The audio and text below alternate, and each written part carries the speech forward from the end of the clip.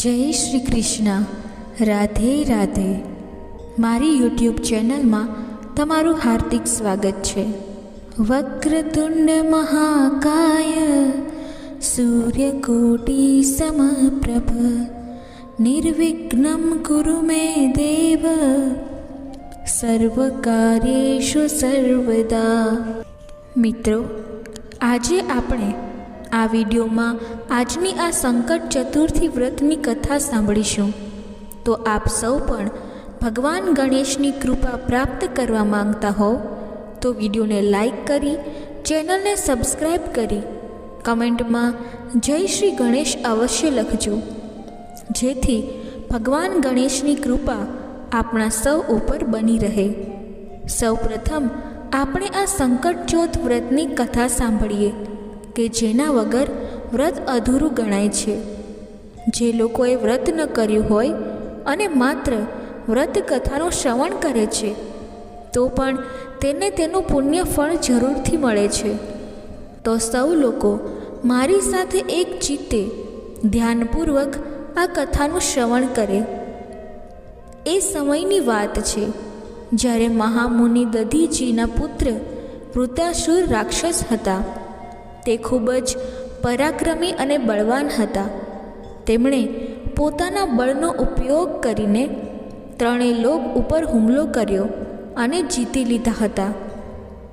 દેવતાઓને પોતાના વશમાં કરી લીધા હતા અને દેવતાઓને ત્રાસ આપીને હેરાન પરેશાન કરવા લાગ્યા. ત્રણેય લોકમાં હાહાકાર મચી ગયો. ઇન્દ્રદેવ પણ પોતાનું ઇન્દ્રાસન છોડીને ભાગી ગયા. સર્વે દેવી દેવતાઓ ચારેય દિશાઓમાં નાશભાગ કરવા લાગ્યા.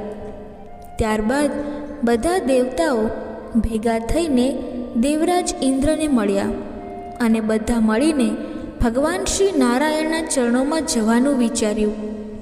ભગવાન શ્રી હરિ વૈકુંઠ ધામમાં બિરાજમાન હતા. ત્યાં સર્વે પહોંચ્યા અને બધા દેવોએ ભગવાન નારાયણને પ્રણામ કર્યા અને ભગવાન નારાયણને પોતાની સમસ્યા કહી.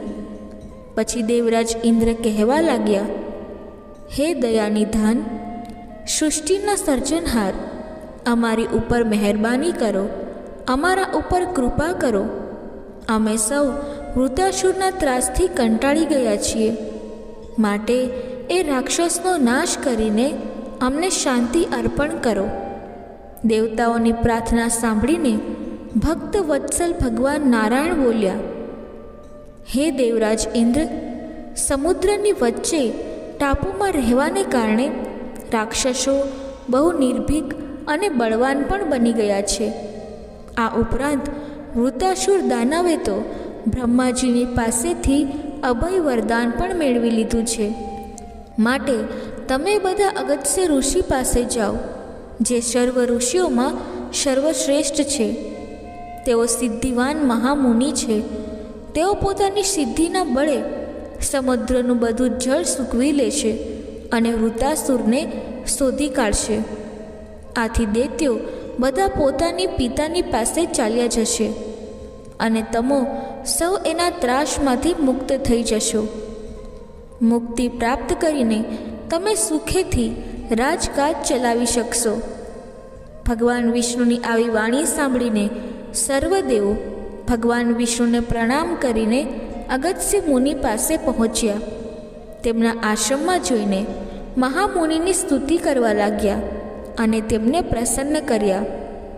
મહામુનિ ઘણા પ્રસન્ન થઈને બોલ્યા, હે દેવતાઓ, તમે સર્વ ભેગા મળીને મારી પાસે શા માટે આવ્યા છો? ત્યારે દેવરાજ ઇન્દ્રએ મહામુનિને પ્રણામ કરીને કહ્યું, હે મહામુનિ, તમે તો ત્રિકાળ જ્ઞાની છો.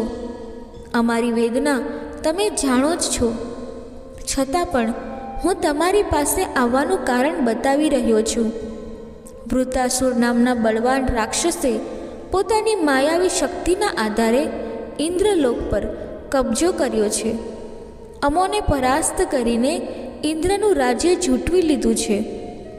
અમે સૌ તેમના ગુલામ બની ગયા છીએ. માટે અમે સૌ કંટાળીને આમ તેમ ભટકી રહ્યા છીએ. પછી અમે ભગવાન નારાયણ પાસે ગયા અને આ બાબતમાં ભગવાન નારાયણની સલાહની મદદ લઈને અમે સૌ આપની પાસે આવ્યા છીએ. તો હે મહામુનિ, અમારી ઉપર દયા કરો, અમારા ઉપર કૃપા કરો અને વૃતાસુરના ત્રાસમાંથી અમને મુક્ત કરો. દેવોની દુઃખભરી સમસ્યા સાંભળીને મહામુનિ અગત્ય બોલ્યા, હે દેવતાઓ, તમે મારી પાસે આવ્યા છો, એટલે માટે આપ સૌને હું અવશ્ય મદદ કરીશ. પછી થોડીવાર અટકીને અગત્ય ઋષિ બોલ્યા, હે દેવગણો, આપ સૌ નિશ્ચિંત થઈને આપના સ્થાનોએ પાછા ફરો. તમારા સૌના દરેકના મનોરથ અવશ્ય પૂરા થશે. હું તમને આશીર્વાદ આપું છું. મહામુનિ અગત્યની વાત સાંભળીને દરેક દેવતાઓ નિશ્ચિત થઈને પોતપોતાના સ્થાને ચાલ્યા ગયા. તેમના ગયા પછી મહામુનિને મનમાં ચિંતા થવા લાગી કે આવડા મોટા દરિયાનું બધું જ જળ હું કેવી રીતે પી શકીશ. આવા કપરા સમયે મહામુનિએ ભગવાન શ્રી ગણેશજીનું સ્મરણ કર્યું. સંકટમાંથી મુક્તિ માટે સંકષ્ટ ચતુર્થીનું વ્રત કર્યું. શ્રદ્ધા ભક્તિથી ભગવાન શ્રી ગણેશજીનું પૂજા કર્યું. 3 મહિના સુધી સતત વ્રત કરવાથી ભગવાન શ્રી ગણેશજી પ્રસન્ન થયા અને તેમની ઉપર કૃપા કરી. આ વ્રતના પ્રભાવથી મહામુનિ સમુદ્રનું બધું જળ પી ગયા, દરિયાને સૂકવી નાખ્યું. આ રીતે મહામુનિએ ભગવાન શ્રી ગણેશનું વ્રત કરીને દેવતાઓની સમસ્યાનું સમાધાન કર્યું અને પ્રભુની કૃપા પણ પ્રાપ્ત કરી. આ વ્રત કથા સાંભળવાથી 1000 અશ્વમેઘ યજ્ઞનું પુણ્ય પ્રાપ્ત થાય છે. મહામુનિએ પોતાના જ્ઞાનના પ્રભાવથી દેવોને વૃતાસુરના કેદમાંથી મુક્ત કર્યા. હે ભગવાન શ્રી ગણેશ, જેવી રીતે આપ અગત્ય ઋષિને ફળ્યા, એવી જ રીતે આપનું આ વ્રત કરનાર, કથા કહેનાર તથા કથા સાંભળનાર સૌને ફળજો. બોલો ભગવાન શ્રી ગણેશજીની જય. તો આ રીતે માગસર મહિનાની સંકટ ચતુર્થી વ્રતની કથા છે કે જે આપણે સૌ લોકોએ સાંભળી. ચાલો ભગવાન ગણેશજીના ચરણોનું ધ્યાન કરીને આ કથા સંપૂર્ણ સાંભળીએ, જેથી ભગવાનની કૃપા આપણા સૌ ઉપર બની રહે. બોલીએ શ્રી ગણપતિ ગજાનન મહારાજ કી જય. તો ચાલો કથા શરૂ કરીએ. પૂર્વકાળમાં નળ નામનો એક પુણ્યાત્મા, ધર્મનિષ્ઠ, પ્રજાપાલક અને યશસ્વી રાજા રાજ્ય કરતો હતો. તેણે વિદર્ભ દેશના મહારાજની કન્યા દમયંતી સાથે લગ્ન કર્યા હતા. દમયંતી પતિવ્રતા સ્ત્રી હતી. તેમને એક પુત્ર અને એક પુત્રી હતા. નળ રાજા એક દિવસ જુગાર રમવા પોતાના ભાઈઓ સાથે બેઠા હતા. શાપગ્રસ્ત હોવાને કારણે તે જુગારમાં રાજપાટ, ધન ધાન્ય, મહેલ આદિ બધું જ હારી ગયા હતા. નળ રાજા અને દમયંતી રાણી તે રાજ્યમાંથી નીકળી ગયા. તેમણે પોતાના પુત્ર અને પુત્રીને વિદર્ભમાં મોકલી આપ્યા.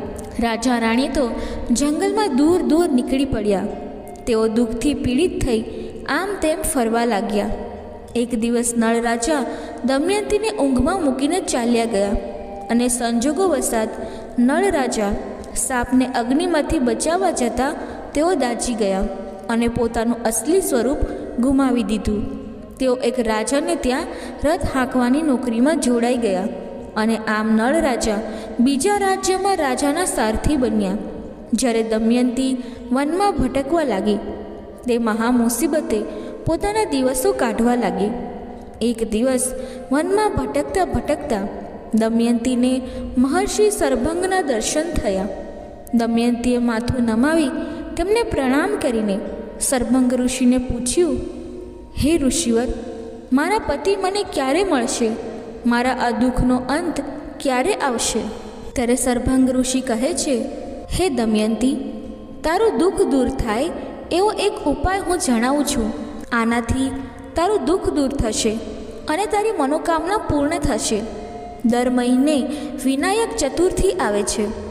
આ દિવસે એકદંત ગણેશજીની પૂજા અને વ્રત વિધિપૂર્વક કરવાથી તારી મનોકામના 12 માસમાં જરૂર પૂર્ણ થશે. સરભંગ ઋષિની વાત સાંભળી દમયંતીએ વિનાયક ચતુર્થીનું વ્રત પૂજન શરૂ કર્યું અને આ રીતે 12 માસ વ્રત પૂજન કરવાથી ગણેશજી પ્રસન્ન થયા અને નળ રાજા અને તેનો ભેટો થયો અને ટૂંક સમયમાં જ તેમણે રાજ્ય પુનઃ પ્રાપ્ત કર્યું. હે વિઘ્નહર્તા, હે સંકટહર્તા, હે રિદ્ધિ સિદ્ધિના પરમેશ્વર, પાર્વતીના લાડલા ભગવાન શ્રી ગણેશ, અમે પણ તમને પ્રાર્થના કરીએ છીએ કે જેવી રીતે આપનું આ વ્રત નળ રાજા તથા દમયંતી રાણીને ફળ્યું, તેવી જ રીતે જે કોઈ તમારું આ વ્રત કરે છે, વ્રત કથા સાંભળે છે, વાંચે છે, આ વિડીયોને લાઈક કરી કમેન્ટ કરે છે, તેને પણ ફળજો. તેમની મનોકામના પૂર્ણ કરજો, જેથી તેમના પરિવારમાં સુખ સમૃદ્ધિ બની રહે. તેમના ઉપર અને તેમના પરિવારના દરેક સભ્યો ઉપર તમારી કૃપા બનાવી રાખજો. તેઓ હંમેશા પ્રગતિ કરે, કોઈ દુઃખ સમસ્યા સંકટ તેમના ઘર ઉપર આવે નહીં અને પરિવારમાં હંમેશા સુખ શાંતિનું વાતાવરણ બની રહે. તો બોલો શંકર ભગવાનની જય, માતા પાર્વતીની જય, બોલો શ્રી ગણપતિ ગજાનન મહારાજની જય. હિન્દુ ધર્મમાં તમામ દેવતાઓનું પોતાનું આગવું મહત્ત્વ અને સ્થાન છે. મા લક્ષ્મીને ધનની દેવી કહેવામાં આવે છે. ભગવાન કુબેરને ધન અને સમૃદ્ધિના દેવતા માનવામાં આવે છે અને આ તમામ દેવતાઓમાં ભગવાન શ્રી ગણેશનું સ્થાન પહેલું છે. શ્રી ગણેશને પ્રથમ પૂજવામાં આવે છે. તેમણે કરેલા ચમત્કારની કથાઓ દરેક ભક્તો જાણતા હોય છે અને આજે આવી જ એક દંતકથા અહીં જણાવવા જઈ રહ્યા છીએ. જ્યારે ભગવાન કુબેરને તેમની અઢળક સંપત્તિ પર ઘમંડ હતું, ત્યારે ગણેશજીએ કેવી રીતે તેમનું અભિમાન તોડી નાખ્યું હતું. આવો જાણીએ આ ભક્તિ કથાનો મહિમા. કુબેરજીને ધન દોલત પર ખૂબ ઘમંડ હતો. આ દંતકથા અનુસાર એકવાર કુબેરને એના પર અહંકાર થયો કે તેની પાસે 3 લોકમાં સૌથી વધુ સંપત્તિ છે. પોતાની શ્રીમંતાઈ બતાવવા માટે કુબેરે બધા દેવતાઓને પોતાના ઘરે તહેવારમાં આવવા આમંત્રણ આપ્યું. સૌપ્રથમ કુબેર આમંત્રણ લઈને કૈલાશ પહોંચ્યા, જ્યાં તેમણે ભગવાન શિવને તેમના પરિવારને ભોજન સમારંભ માટે આવવા નિમંત્રણ આપ્યું. કુબેરની આ મનસા ભગવાન શિવ જાણી ગયા. તેમના આમંત્રણ પર શિવજીએ કહ્યું કે તેમની જગ્યાએ તેમનો પુત્ર ગણેશ અવશ્ય આવશે. સમારંભમાં સોના અને ચાંદીના વાસણોમાં ભોજન પીરસાયા. બધા દેવતાઓ ભોજન કર્યા પછી ત્યાંથી ચાલ્યા ગયા. આ પછી ગણેશજી પધાર્યા. કુબેરે ગણેશજીને ભોજન પીરસ્યું. ગણેશજી જમવા લાગ્યા. એક પછી એક ભોજનની વાનગી તેઓ ખાતા ગયા. ઘણા સમય સુધી ગણેશજી જમતા ગયા અને કુબેરનો અન્ન ભંડાર ખાલી થવા લાગ્યો, પણ ગણેશજીનું પેટ ના ભરાયું. કુબેરની પાસે જે અન્નમાં હતું બધું જ તેણે ગણેશજીને આપ્યું. બાદમાં ગણેશજી કુબેરના મહેલની વસ્તુઓ ખાવા લાગ્યા. આનાથી કુબેર ગભરાઈ ગયા. આ ઘટનાથી કુબેરને તેના ઘમંડનો અહેસાસ થયો અને ભગવાન ગણેશના પગમાં પડી ગયા અને ભગવાન ગણેશની માફી માંગવા લાગ્યા. ત્યારે ભગવાન શ્રી ગણેશજીએ તેમને માફ કરી દીધા અને પોતાની સંપત્તિ પર અભિમાન ન કરવા જણાવ્યું અને આશીર્વાદ આપ્યા. બોલો વિઘ્નહર્તા ગણપતિજીની જય. કહેવાય છે કે એક વખત વિવાહ કરવા બાબત ગણેશજી અને તેમના ભાઈ કાર્તિકેય વચ્ચે વિવાદ થયો. આથી બંને ભાઈ માતા પિતા પાસે ગયા. માતા પિતાએ કહ્યું, અમારા માટે તો બંને પુત્રો એક સમાન છે. આથી અમે એવો નિર્ણય લીધો છે કે જે પુત્ર આખી પૃથ્વીની પ્રદક્ષિણા કરી પહેલો આવે તેના વિવાહ પહેલાં થશે. આથી કાર્તિકેય પોતાના વાહન મોર ઉપર બેસી ઝડપથી પૃથ્વીની પ્રદક્ષિણા કરવા નીકળી પડ્યા. પરંતુ ગણેશજીએ ચતુરાઈ વાપરી. તેમણે માતા પિતાને આસન પર બેસાડી તેમની પૂજા કરી અને તેમની 7 વાર પ્રદક્ષિણા કરીને કહ્યું કે કોઈ વ્યક્તિ માતા પિતાનું પૂજન કરી તેમની પ્રદક્ષિણા કરે તો તેને પૃથ્વીની પ્રદક્ષિણા કર્યાના ફળની પ્રાપ્તિ થાય છે. ગણેશજીનો આ તર્ક સૌએ સ્વીકાર્યો અને વિશ્વકર્માજીની બંને પુત્રી રિદ્ધિ અને સિદ્ધિ સાથે ગણેશજીના લગ્ન થયા. મિત્રો, તો ચાલો બીજી કથા શરૂ કરીએ. વર્ષો જૂની વાત છે. ચંદનપુર નામે એક ગામ હતું. ચંદનપુરમાં મૂળજી મહેતા નામનો એક બ્રાહ્મણ રહે. મૂળજી મહેતા આમ તો સુખી હતો. તેને કોઈ વાતે કમી ન હતી. રાજાનો માનીતો બ્રાહ્મણ હોવાથી રાજ પરિવારની બધી જ ધાર્મિક વિધિ એ કરતો. આથી પૈસે ટકે પણ એ સુખી હતો. મૂળજી મહેતાની પત્નીનું ગામમાં ખૂબ માન હતું. તેમનું નામ કાશીબેન હતું. મૂળજીભાઈ અને કાશીબેનને એક પુત્ર હતો. મૂળજી મહેતાએ પુત્રનું નામ વેદાંત રાખ્યું હતું. ત્રણેય જણનો પરિવાર ખૂબ સુખી હતો. પણ માણસને પોતાનો ભૂતકાળ ખબર હોય છે. વર્તમાન એ જીવતો હોય છે એટલે જાણતો હોય છે, પણ ભવિષ્યથી અજાણ હોય છે. બીજી ક્ષણે શું થવાનું છે તેની તેને ખબર હોતી નથી. એ ગઈકાલ જાણે છે, આજ અનુભવે છે, પણ આવતીકાલથી સાવ અજ્ઞાન હોય છે. કોઈ અન્ય ગામથી એક દુષ્ટ બ્રાહ્મણ આ ગામમાં આવીને રહેવા લાગ્યો. જાદુઈ ચમત્કારો જેવું કરી એ બ્રાહ્મણે રાજાનો વિશ્વાસ જીતી લીધો. ગામમાં નવા જ આવેલા એ બ્રાહ્મણનું નામ હતું જટાશંકર. જટાશંકરની મીઠી મીઠી વાણીએ રાજાને જીતી લીધો. જટાશંકરની ચડામણીથી અને ખોટે ખોટી વાતોથી ભરમાઈને રાજાએ મૂળજી મહેતાને રાજસેવામાંથી છૂટો કરી દીધો. એક દિવસ જટાશંકર પોતાને જ હાથે પોતાના માથામાં પથ્થરથી ઘા કરી મૂળજી મહેતાના યુવાન પુત્ર વેદાંતે પોતાને પથ્થરથી માર્યો હોવાનું રાજા સમક્ષ ફરિયાદ કરી. રાજાએ વેદાંતને કારાગૃહમાં ધકેલી દીધો. મૂળજી મહેતા અને કાશીબેનને માથે આભ તૂટી પડ્યું. મૂળજી મહેતાએ તેમણે જટાશંકરને મેલી રમતો સમજાવવાની ઘણી મહેનત કરી, પણ રાજાએ કહી દીધું, મૂળજી ગોર, તમે અમારી ઘણી સેવા કરી છે એટલે અમે તમને કોઈ સજા કરતા નથી. પણ હવે પછી જો તમે જટાશંકર વિરુદ્ધ બોલશો તો તમને અને તમારી પત્નીને પણ આજીવન કારાવાસમાં નાખી દઈશું. તમારા પુત્રને પણ છોડવાની વાત ન કરતા. રાજાનો આદેશ સાંભળી મૂળજી મહેતા અને તેમની પત્ની ચોધાર આંસુએ રડ્યા. હવે શું કરવું? કોઈ આવક ન હતી. ગામના લોકો પણ રાજાના ભયથી મૂળજી મહેતાને ગોરપદું કરવા બોલાવતા નહીં. મૂળજી ગોરને માથે તો આફતનો પહાડ તૂટી પડ્યો. તેમની પત્ની માંદગીમાં પટકાયા. પુત્ર જેલમાં. આવકનો કોઈ સાધન નહીં. હવે તો એક વખતની દાળ રોટલી ખાવાના પણ સાંસા પડવા લાગ્યા. અત્યાર સુધી જે કમાયા હતા તે પત્નીની માંદગી પાછળ ખર્ચાઈ ગયું. પડોશના ગામ નવાનગરમાં હિમાલયથી એક સાધુએ આવીને ઉતારો કર્યો. લોકો એમની પાસે જઈને પોતપોતાના દુઃખો અને વેદના સંભળાવે. મૂળજી ગોરને પણ એમની પત્નીએ કહ્યું, સાંભળો, નવાનગરમાં મહાન સાધુ આવ્યા છે. બધાના દુઃખો દૂર કરે છે. તમે પણ મળી આવો. આપણે કોઈનું કશું બગાડ્યું નથી, તો આપણી આવી અવદશા શા માટે? તમે જઈને જરા એ સાધુ મહારાજને તો પૂછો. મૂળજી ગોરને પત્નીની વાત સાચી લાગી. સવારના પહોરમાં એ નવાનગર પહોંચી ગયા.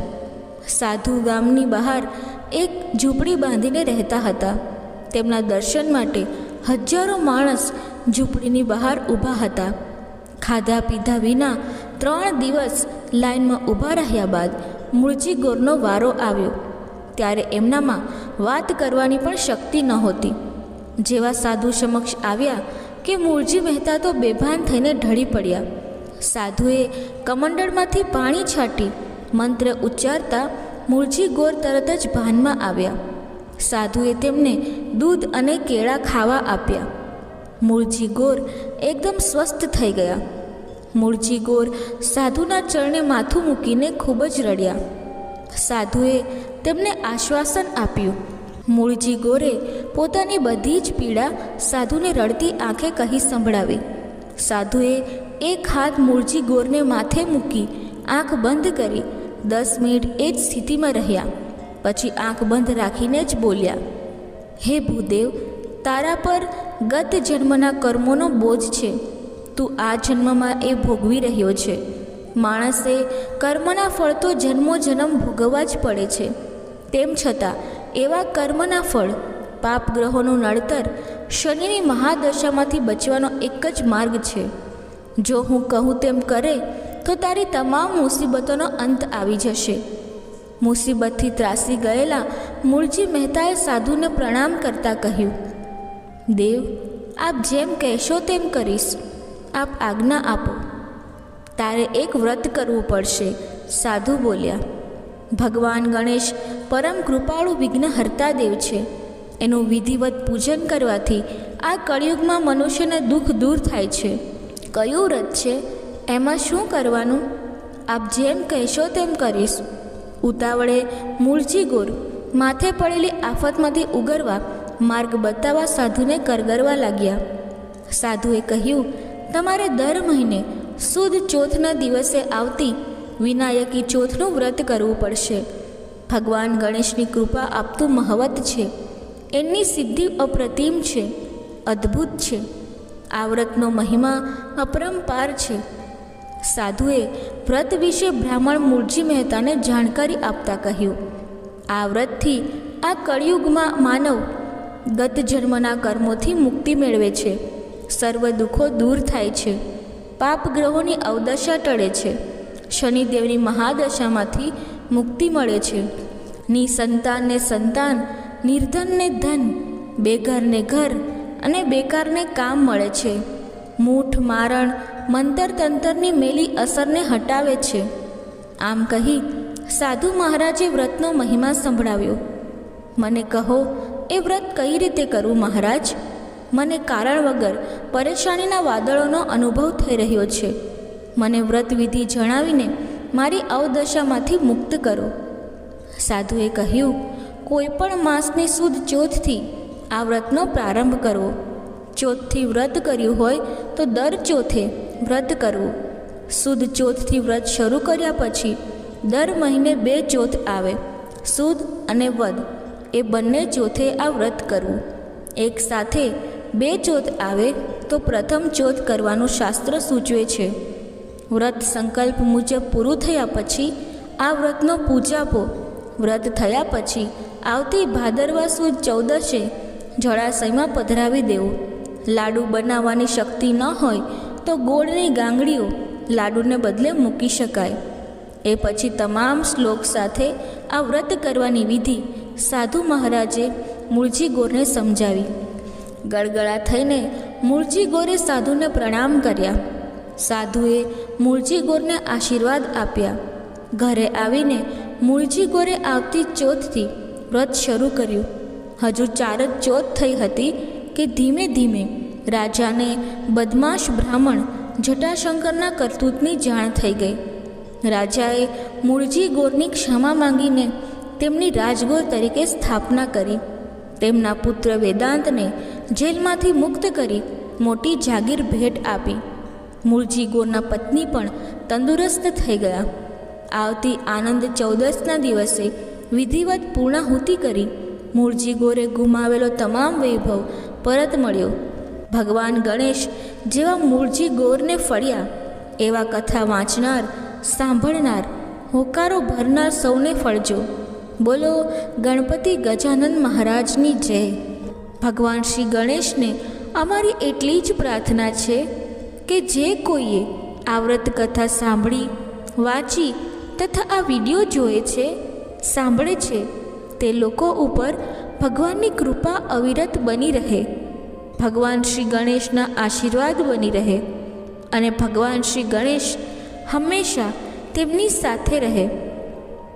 તેમના પર આવનારી બધી અડચણો દૂર કરે અને બધી સમસ્યાઓ, સંકટ બાધાઓ દૂર કરે અને તેમને સુખ સમૃદ્ધિ પ્રદાન કરે અને રિદ્ધિ સિદ્ધિ હંમેશા તે સૌ લોકોના ઘરમાં રહે. તો બોલો શ્રી ગણપતિ ગજાનંદની જય. દર્શક મિત્રો, સંકટ ચતુર્થીનું વ્રત આપણા હિન્દુ ધર્મમાં ખૂબ જ શુભ માનવામાં આવ્યું છે. કે જે વ્રત માતા પાર્વતી અને ભગવાન શંકરના પુત્ર એવા ભગવાન શ્રી ગણેશજીને સમર્પિત છે. આજના દિવસે તેમનું પૂજન કરવામાં આવે છે. ધાર્મિક માન્યતા એવી છે કે આ વ્રત કરવાથી જીવનમાં ચાલી રહેલી તમામ પરેશાનીઓ, તમામ સંકટ, તમામ બાધા ભગવાન શ્રી ગણેશ દૂર કરે છે. તથા માતાઓ પોતાના બાળકોના સુખાકારી જીવન માટે પણ વ્રત કરતી હોય છે.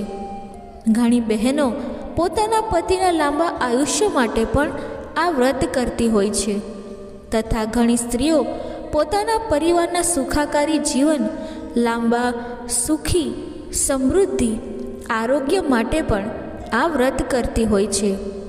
આપણી જે કંઈ પણ મનોકામના હોય તે આ વ્રત શ્રદ્ધાપૂર્વક કરવાથી પૂર્ણ થઈ જાય છે.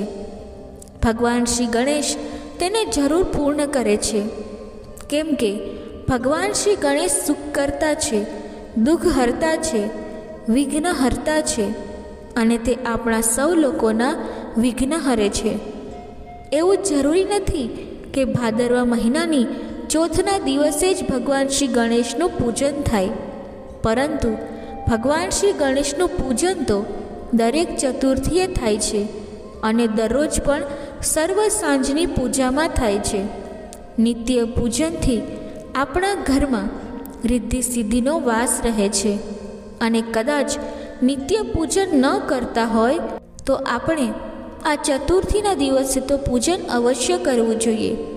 જો આપ આપના મંદિરમાં પૂજા કરતા હોય તો ત્યાં પણ પૂજા કરી શકાય છે, અથવા અલગ એક બાજોટ ઉપર ભગવાનની સ્થાપના કરીને પણ પૂજા કરી શકાય.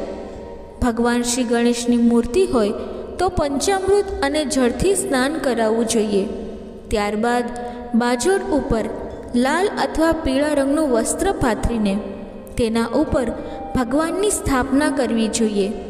તેના ઉપર એક બાજુ ચોખા કે ઘઉંની ઢગલી કરવાની હોય છે, અથવા તો ભગવાનને આસન આપી તેના ઉપર ભગવાનને બેસાડવાના હોય છે. ભગવાનને જનોય વસ્ત્ર પહેરાવવું, ચોખા ચાંદલો કરવો, પછી ફૂલ અર્પણ કરવા જોઈએ. ત્યારબાદ પ્રસાદ ધરાવવાનો અને દૂર્વા અર્પણ કરવાની. જો હોઈ શકે તો લાલ રંગના પુષ્પ પણ અર્પણ કરવા જોઈએ કે જે ભગવાનને અતિ પ્રિય છે. જો ભગવાનને અતિ પ્રિય એવા લાડુ ધરાવવા માંગતા હોય તો 21 લાડુનો ભગવાનને ભોગ ધરાવવાનો, અને 21 લાડુ શક્ય ન હોય તો આપણી શક્તિ પ્રમાણે ભગવાનને લાડુ ધરાવવા જોઈએ. ઘરે જો બનાવતા આવડતા ન હોય તો બહારથી પણ લઈ શકાય છે. અને કદાચ ભગવાનને લાડુનો ભોગ ધરાવી ન શકાય એમ હોય તો કોઈ પણ મીઠાઈ પણ ધરાવી શકાય. કોઈ પણ ફળ ફળાદી ધરાવી શકાય છે. સૂકો મેવો અથવા દૂધની વાનગી પણ ધરાવી શકાય છે. અને આ બધી વસ્તુમાંથી કોઈ પણ પ્રસાદ ધરાવી ન શકીએ તો અંતે ગોળ તો આપણે ભગવાનને ધરાવી જ શકીએ છીએ. ભગવાન શ્રી ગણેશ આપણા ભાવના ભૂખ્યા હોય છે, એટલે તેનાથી પણ ભગવાન ખૂબ જ પ્રસન્ન થઈ જાય છે. પૂજા કરતા સમયે મનમાં ને મનમાં ભગવાનનું સ્મરણ કરવું જોઈએ. ભગવાનનો મંત્ર પણ બોલી શકાય. ઓમ ગં ગણપતે નમઃ, ઓમ ગમ ગણપતે નમઃ, અથવા ઓમ શ્રી ગણેશાય નમઃ, ઓમ શ્રી ગણેશાય નમઃ. અને સમય હોય તો સંકટનાશન સ્ત્રોતનો પાઠ અવશ્ય કરવો જોઈએ. ત્યાર પછી ભગવાન સમક્ષ દીવો કરવો જોઈએ, અગરબત્તી કરવી જોઈએ. ભગવાનની પૂજા કરી લીધા પછી આરતી કરવી જોઈએ. આરતી ગાતા આવડતી હોય તો આરતી ગાતાની સાથે આરતી ઉતારવી જોઈએ, અથવા તો મોબાઈલમાં આરતી ચાલુ કરીને પણ આરતી કરી શકાય છે. પૂજા આરતી કરી લીધા પછી ભગવાન સમક્ષ જે પ્રસાદ ધરાવ્યો હોય તે લઈને પોતે લેવો જોઈએ અને સૌ લોકોને આપવો જોઈએ. જે લોકો આજના દિવસે જે રીતે વ્રત કરવાના હોય તે રીતે આખો દિવસ વ્રત કરવાનો. આમ તો આ વ્રતમાં ભૂખ્યા ભૂખ્યા રહીને ઉપવાસ કરવાનો હોય છે, પરંતુ જે વ્યક્તિ ભૂખ્યા રહીને ઉપવાસ ન કરી શકે તો ફળાદી લઈ શકે છે. રાત્રે ચંદ્રોદય થાય ત્યાં સુધીનું જ માત્ર આ વ્રત કરવાનું હોય છે. ચંદ્રદેવને રાત્રે જ્યારે અર્ઘ આપવા જઈએ ત્યારે તે લોટામાં શુદ્ધ જળ અને એમાં થોડું દૂધ ઉમેરવું. સાથે જો ચંદન હોય તો ચંદન ઉમેરી શકાય. ફૂલ અને ચોખા પણ ઉમેરવાના. ત્યાર પછી ચંદ્રદેવનો ઓમ સોમાય નમઃ એ મંત્રનો જાપ કરતાં કરતાં અર્ઘ આપવો જોઈએ, અથવા ઓમ ચંદ્રાય નમઃ એ મંત્રનો જાપ કરતાં કરતાં પણ અર્ઘ આપી શકાય છે. અને ચંદ્રદેવને પ્રાર્થના કરવાની કે તમે મારા દ્વારા આપેલા આ અધર્યનો સ્વીકાર કરો. ભગવાન શ્રી ગણેશની મારા ઉપર પણ કૃપા કરાવો. અને ભગવાન શ્રી ગણેશને પણ પ્રાર્થના કરવાની કે આ વ્રતમાં મારાથી કંઈ ભૂલચૂક થઈ હોય તો પ્રભુ મને માફ કરજો. મારાથી કંઈ સેવા અધૂરી રહી ગઈ હોય તો પ્રભુ મને તમારો બાળક સમજી માફ કરજો, તથા આજની મારી સેવા પૂજાનો સ્વીકાર કરજો. અને આપની જે મનોકામના હોય તે ભગવાન સમક્ષ વ્યક્ત કરવી જોઈએ. અને ત્યાર પછી ઘરે આવીને એકટાણું કરવામાં આવે છે. એકટાણામાં પણ સાત્વિક ભોજન જ લેવું જોઈએ અને ઘરનું ભોજન જ લેવું જોઈએ. ઘણા લોકો મોડું એકટાણું કરતા હોય છે, ઘણા લોકો મીઠાવાળું ભોજન પણ લેતા હોય છે. તો આ પહેલેથી જ જે રીતે એકટાણું કરતા હોય તે રીતે એકટાણું કરવાનું. તો મિત્રો, આ રીતે આ સંકટ ચોથનું વ્રત કરવામાં આવે છે. તો ચાલો મિત્રો, હવે બીજી કથાનું શ્રવણ કરીએ. એકવાર માતા પાર્વતી સ્નાન કરવા માટે જઈ રહ્યા હતા. તે સમયે તેમણે પોતાના મહેલમાંથી એક બાળકને ઉત્પન્ન કર્યો અને ઘરનો પહેરેદાર બનાવીને એ બાળકને કહ્યું કે મારા આવતા પહેલાં કોઈ ઘરમાં પ્રવેશ ન કરે. થોડીવાર પછી શિવજીએ જ્યારે ઘરમાં પ્રવેશ કરવા માંગ્યો તો બાળકે તેમને રોકી લીધા, જેના પર શિવજીએ ક્રોધિત થઈને બાળક સાથે ભયંકર યુદ્ધ કર્યું, પણ સંગ્રામમાં તેને કોઈ પરાજિત ન કરી શક્યું. તેથી ભગવાન શંકરે ગુસ્સામાં ત્રિશૂલથી એ બાળકનું માથું ધડથી અલગ કરી દીધું. જ્યારે માતા પાર્વતીએ આવીને આ જોયું તો તે ક્રોધિત થઈ ગઈ અને તેમણે પ્રલય કરવાનું શરૂ કર્યું. ભયભીત દેવતાઓએ દેવ ઋષિ નારદની સલાહ પર જગદંબાની સ્તુતિ કરીને તેમને શાંત કર્યા. શિવજીએ એના ગણોને કહ્યું કે ઉત્તર દિશામાં જે કોઈ પણ પ્રાણી સૌ પહેલાં મળે તેનું માથું કાપીને લઈ આવો. ભગવાન શંકરના ગણોને એક હાથીનું બચ્ચું મળ્યું. શંકર ભગવાને સૂંઢ સહિત હાથીના બચ્ચાનું મસ્તક ગણેશજીના ધડ પર લગાવી દીધું અને ગણેશજીને જીવિત કર્યા. માતા પાર્વતીએ ખુશ થઈને એ ગજમુખ બાળકને પોતાના હૃદયને લગાવી લીધું. પણ તેમને એ વાતનું દુઃખ હતું કે લોકો તેમના બાળકને જોઈને તેની મજાક ઉડાવશે. પણ શિવજીએ તેમને દેવતાઓમાં શ્રેષ્ઠ હોવાનો આશીર્વાદ આપ્યો. બ્રહ્મા, વિષ્ણુ, મહેશે એ બાળકને દેવતાઓના અધ્યક્ષના રૂપમાં જાહેર કરીને સૌ પહેલાં પૂજવાનું વરદાન આપ્યું. ભગવાન શંકરે બાળકને કહ્યું, હે ગિરજાનંદન, વિઘ્ન અવરોધોને નાશ કરવામાં તમારું નામ સર્વોપરી રહેશે. તમે સૌના પૂજ્ય બનીને મારા સમસ્ત ગણોના અધ્યક્ષ બનશો. હે ગણેશ્વર, તમે ભાદ્રપદ માસના કૃષ્ણ પક્ષની ચતુર્થીના રોજ ચંદ્રમાના ઉદિત થવા પર ઉત્પન્ન થયા છો. આ તિથિમાં વ્રત કરનારાના બધા વિઘ્નોનો નાશ થઈ જશે અને તેને બધી સિદ્ધિઓ પ્રાપ્ત થશે. શ્રી ગણેશ ચતુર્થીનું વ્રત કરનારાઓની મનોકામના જરૂર પૂર્ણ થાય છે.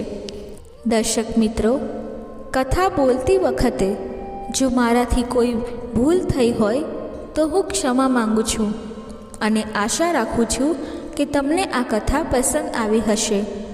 જો તમને આ કથા પસંદ આવી હોય તો વિડીયોને લાઈક કરી ચેનલને સબસ્ક્રાઈબ જરૂરથી કરી લેજો અને કમેન્ટ બોક્સમાં જય શ્રી ગણેશ જરૂરથી લખી લેજો.